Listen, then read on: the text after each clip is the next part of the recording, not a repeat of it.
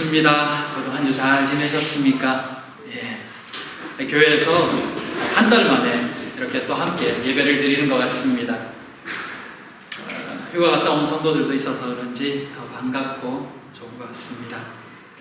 모두에게 감사하고 행복한 이 가을이 되기를 축복합니다. 하나님께서 사랑하는 우리 모든 성도님들마다 은혜 주시고 또 지켜주셔서 이 가을 더욱 풍성한 시간과 또 수학의 시간이 되기를 기도합니다. 오늘은 지난 시간에 이어서 이 바울의 고별 설교의 내용을 계속해서 보고자 합니다.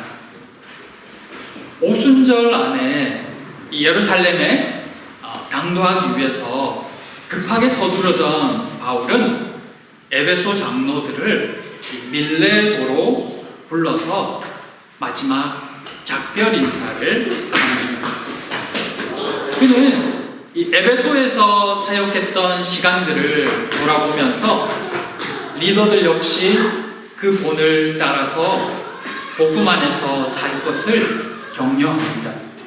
그리고 지금 예루살렘을 향하는 이 걸음은 성령의 인도하심이자 또한 고난이 기다리는 길임을 말해줍니다. 피할 수도 있지만 그것이 그의 사명임을 알기에 목숨을 잃는 한이 있더라도 피하지 않겠다라고 고백합니다. 바울은 사명을 따라 산 진정한 복음 사역자였습니다.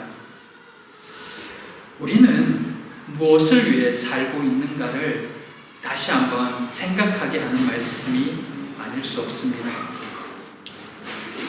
이후에 바울은 이제 마지막 당부를 남깁니다. 어떤 당부를 하고 있을까요? 오늘 이 말씀을 통해서 확인해 보며 오늘 우리에게 주시는 말씀은 무엇인지 또한 같이 생각해 보았으면 좋겠습니다. 성령께서 이 시간 우리의 귀와 또한 마음의 문을 열어주시기를 소망합니다. 첫째, 모든 사람의 피에 대하여 깨끗한가요? 바울은 그들이 다시는 바울의 얼굴을 보지 못할 것이라고 이야기합니다. 이 만남이 마지막이라는 것을 분명히 알았던 것 같습니다. 그는 모든 사람의 피에 대하여 깨끗하다라고 그렇게 말합니다. 그 말은 지금까지 바울을 만난 그 누구도 복음을 듣지 못해서 믿지 못했다라는 말을 하지 못할 만큼 바울은 최선을 다해서 복음을 증거했다는 이야기입니다. 복음 전할 기회를 끝까지 놓치지 않았던 바울의 헌신을 느끼게 하는 고백입니다.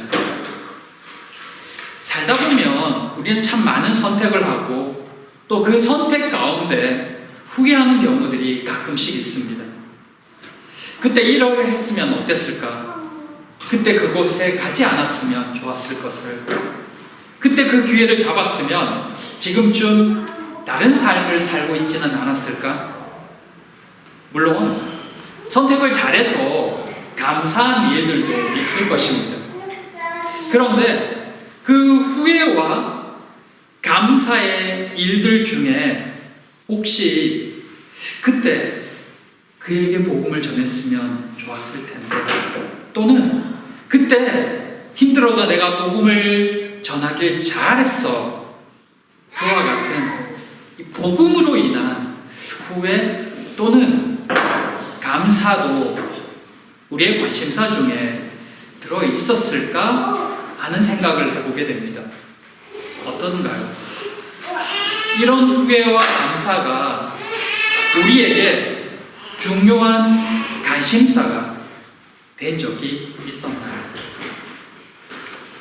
성공과 승진, 돈 벌 기회 또는 여러 가지 기회들, 그런 것들을 놓친 것에 대해서는, 이 행복할 기회를 놓친 것에 대해서는 후회함을 가지지만 복음을 전하지 못한 것에 대해서는 크게 아쉬워하지 않는 그리스도인들의 모습이 많기에 우리는 어떠했었는가를 다시 한번 생각해 보게 되는 것입니다.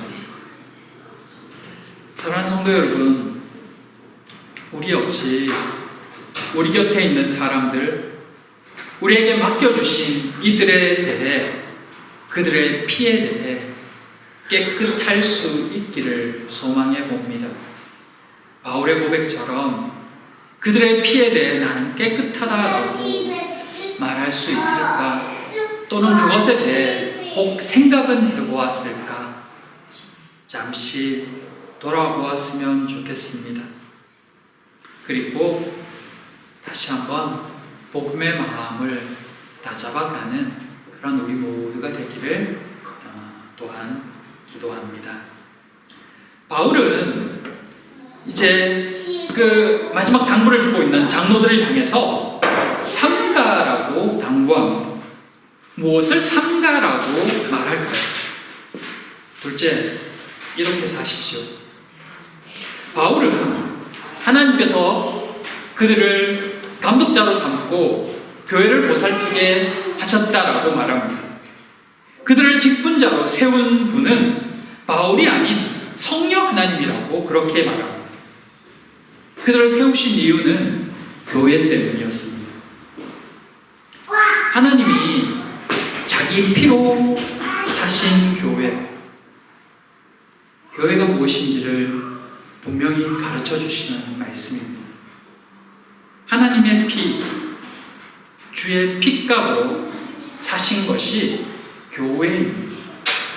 교회는 신앙 공동체이며 성도를 의미합니다. 사역자, 직분자를 세워주신다는 것이 어떤 의미일까요? 하나님께서 당신의 핏값으로 사신 그 교회를 맡기신다는 뜻입니다. 보살피게 하셨다는 것입니다. 그러니 그 일을 감당하기 위해 세움 받은 대로 쓰임받기 위해 자신의 생각과 말과 행동을 조심해야 된다는 것입니다. 그것이 공동체가 살고 또 자기 스스로가 사는 길이라고 그렇게 말하고 있습니다. 왜 삼가라고 말하고 있을까요? 그의 어깨에 교회의 이름과 명예가 있기 때문입니다. 그의 말 한마디, 그의 행동 하나가 곧 교회와 직결되기 때문입니다. 최근에 이런 일이 있었습니다.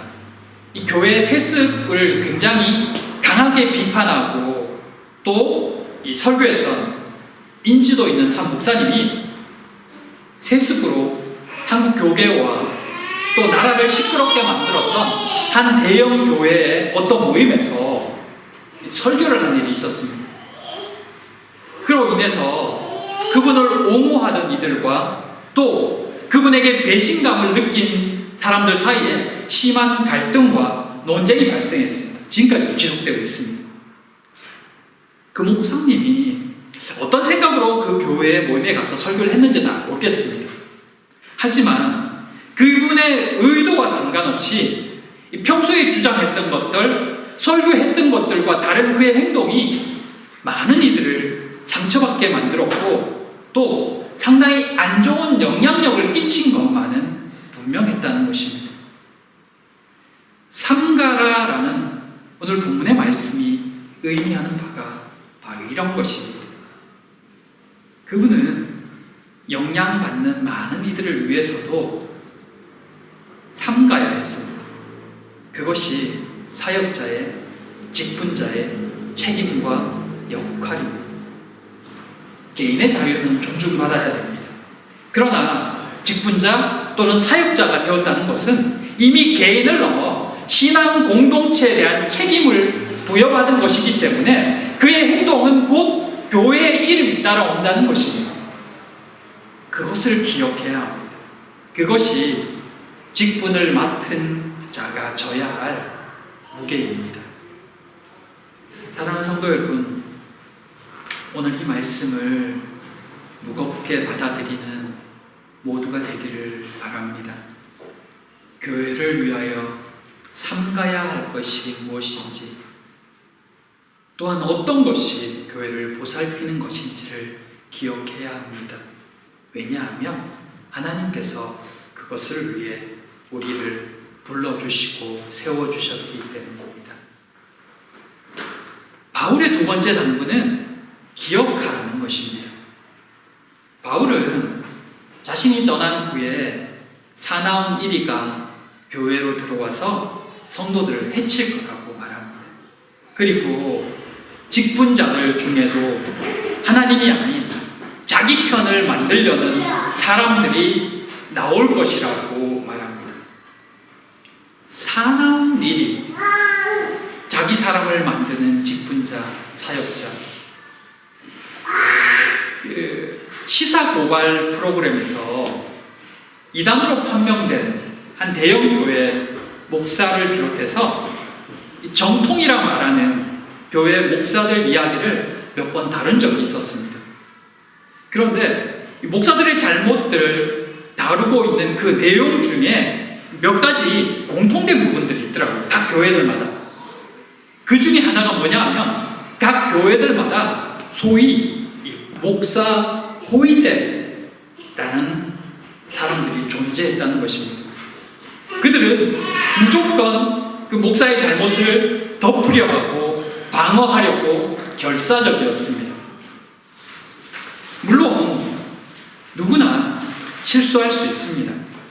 그러나 실수가 반복되면 그것은 더 이상 실수가 아니라 죄입니다.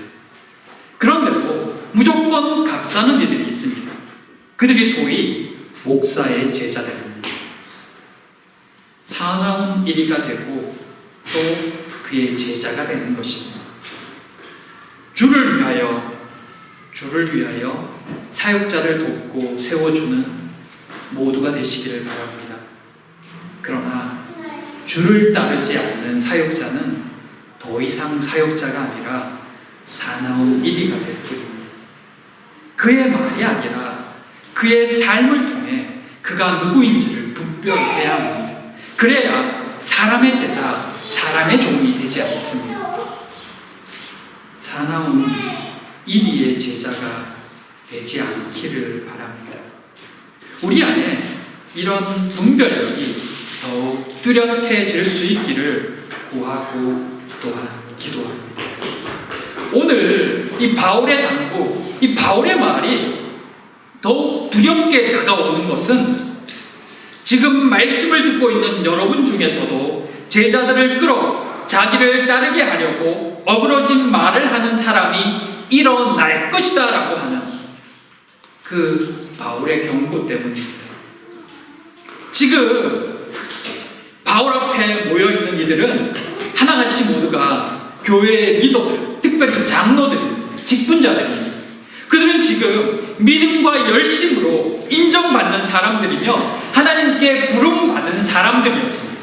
그런데 그런 뜨거운 믿음을 가진 이들이었지만 훗날 그들 중 몇몇은 사람들을 선동하여 자기 뜻대로 하려고 거짓을 만들어내고 교회 안에 분쟁을 일으키는 자가 될 것이라고 말하고 있는 것입니다. 안타깝게도 그 예언 같은 이야기는 그때부터 오늘까지도 교회 안에서 끊임없이 일어나고 있는 일들입니다. 직분이라는 직책이 참 귀하면서도 타락할 수 있는 도구가 되기도 하는 것입니다. 바울은 그렇게 되지 않기 위해서 기억하라고 말합니다. 무엇을 기억하라고 말하고 있을까요? 자신이 3년 동안 밤낮 쉬지 않고 눈물로 훈계하며 주의 말씀을 전하는 것을 기억하라는 것입니다. 이런 말씀을 대할 때마다 사실 부끄럽고 미안한 마음이 들곤 합니다. 나는 이런 모습을 보여주었나 하는 반성과 회개가 들기 때문입니다. 바울은 사역하는 동안 진심으로 그들을 대했습니다. 그는 온 마음으로 주님의 말씀만을 전했습니다. 그러기에 그 모습과 말씀을 기억하는 것만으로도 충분히 사나운 이들의 거짓말을 분별할 수 있다는 것입니다. 스스로 교만해지고 높아지게 할 때마다 그 말씀과 본을 기억함으로 악한 죄에 빠지지 않을 수 있다고 말하고 있는 것입니다. 사랑하는 성도 여러분, 저도 여러분에게 부탁합니다. 저의 부족한 모습과 연약한 모습 중에서도 하나님의 말씀만을 바르게 전하고자 애썼던 그 모습만 기억해 주기를 바랍니다. 그리고 생명의 말씀, 하나님이 기뻐하시는 성도의 모습이 무엇인지 늘 기억해 주기를 바랍니다. 말씀을 붙들고 말씀을 기준 삼고 말씀에 순종하면 온전한 성도의 삶을 살 수 있습니다. 성령의 인도하심을 따라 살 수 있습니다. 평생에 말씀에 사로잡혀 살아가는 모두가 되기를 축복합니다. 하나님께서 사랑하는 모든 평안의 식구들을 그렇게 늘 붙들어 주시기를 기도합니다. 바울의 마지막 당부는 주는 것이 받는 것보다 복되다는 말씀이었습니다. 주께서 말씀하셨다고 표현합니다. 바울은 에베소에서 사역하는 동안 필요한 것의 상당 부분을 자비량으로 채웠습니다. 그렇게 한 이유는 에베소 교회, 아직 시작하는 교회에 이 부담을 덜어주기 위해서였습니다. 그는 기쁨으로 이 일을 행했으며 또한 그 본을 리더들이 따라하기를 바랬습니다. 근데 생각해보면 바울이 사역하는 동안 자비량 사역도 하고 많이 베풀었지만 그가 부유해졌다라는 기록은 찾아볼 수가 없습니다. 많이 베푼 사람을 꽂으라면 예수님보다 더 베푼 사람이 없었을 것입니다. 예수님은 자신의 생명까지도 다 주었으니 말입니다. 하지만 예수님께서 풍족하게 누리셨다라는 그런 말씀은 없습니다. 그렇다면 이 주는 것이 더 복되다는 이 말씀은 어떻게 이해해야 할까요? 근데 이런 경우는 있는 것 같습니다. 평생을 남에게 인색하게 산 사람들의 마지막이 그렇게 행복하지 않다는 것입니다. 다 누리고 행복하게 살 것 같지만 생각보다 그들의 끝이 허무하고 쓸쓸하다는 것을 보게 됩니다. 타인에게도 자신에게도 인색해가며 모은 것들이 엉뚱한 사람에게 다 돌아가는 것도 가끔 볼 수 있습니다. 사실 타인을 위해 살아간 바울의 삶은 그렇게 넉넉하지 못했습니다. 그럼에도 바울은 주는 것이 받는 것보다 복되다는 주님의 말씀을 기억하라고 말합니다. 그가 어떤 복을 받았기에 주는 것이 받는 것보다 더 복되다고 말할까요? 이것이 단순히 주님의 말씀이기 때문에 그렇게 살아야 된다고 이야기하고 있을까요? 우리는 이 복이라고 하면 물질적인 것을 먼저 생각할 때가 많습니다. 그런데 세상에는 물질 이상으로 더 복된 것도 많음을 느낍니다. 자녀가 잘 되는 것도 복이고, 관계가 잘 풀리는 것도, 좋은 사람을 만나는 것도 복입니다. 마음이 평안한 것도 복이고, 주님이 주시는 기쁨은 비교할 수 없는 복입니다. 하나님의 은혜 역시 더할 나위 없는 복입니다. 주는 자에게 베풀어 주시는 하나님의 복이 이러하다는 것입니다. 가끔은 이런 경우도 있습니다. 나는 선의로 베풀었는데 돌아오는 반응이 너무 인색할 때 두 번은 베풀어 주고 싶지 않은 마음들.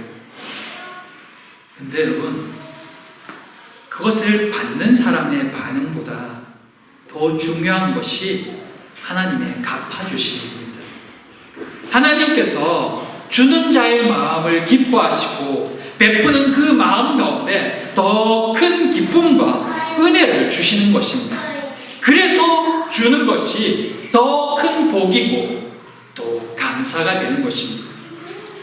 앞에서 말했죠.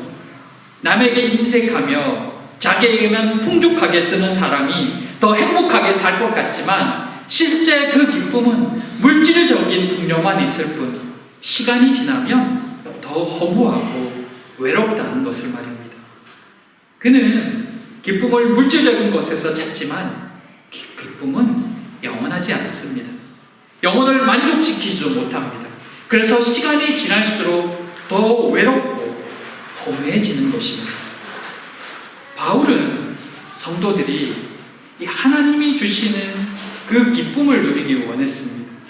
그 기쁨이 비교할 수 없을 만큼 크다는 것을 그가 미리 경험했기 때문입니다. 그래서 마지막으로 그들에게 이 말을 남기고 있는 것입니다. 세상이 주는 것이 아닌 하나님이 주시는 복을 누릴 때 참 기쁨과 행복을 누릴 수 있다고 믿기에 경험했기에 이 말을 남기고 있는 것입니다. 사랑하는 성도 여러분, 우리가 줄 수 있는 것은 생각보다 많습니다. 줄 수 없어서가 아니라 마음이 없어서 주지 못할 뿐 생각보다 더 많은 것들이 우리에게 있습니다. 그것을 이웃에게 나누어주는 복된 삶 되시기를 바랍니다. 특별히 복음의 선물을 나누어주는 모두가 되기를 바랍니다. 그리고 그 나눔으로 인해 돌아오는 기쁨을 누릴 수 있기를 바랍니다. 떠나는 마지막 순간에 사랑하는 에베소 교회 직분자들과 성도들에게 남기는 이 기억하라는 메시지, 또 그가 마지막으로 남기는 이 부탁을 우리도 오늘 함께 기억할 수 있기를 바랍니다. 말씀을 붙들고 기억하며 그렇게 하나님이 주신 것을 더 많이 누리며 또 더 많이 받는 그런 복된 성도님들 되시기를, 그렇게 주님 안에서 더 풍성한 복을 누리는 우리 모두가 되기를 소망하고 또한 부탁을 드립니다. 이 시간은 우리 잠깐 함께 기도했으면 좋겠습니다. 이 시간 기도할 때 먼저 우리 안에 우리의 이웃과 나눌 수 있는 것이 어떤 것이 있는지를 함께 생각해 봤으면 좋겠습니다. 하나님이 우리에게 허락하신 그들에게 우리가 나눌 수 있는 것이 무엇일까? 또 베풀 수 있는 것이 무엇일까? 어떤 것이 주님을 기쁘시게 하는 것일까? 함께 생각하며 잠깐 같이 기도했으면 좋겠습니다. 특별히 이 복음과 사랑을, 위로와 격려와 때로는 물질을 나누며 그렇게 한 영혼 한 영혼을 주님께 인도하는 직분자가 되게 해달라고 이 시간 우리 함께 잠깐 기도하도록 하겠습니다.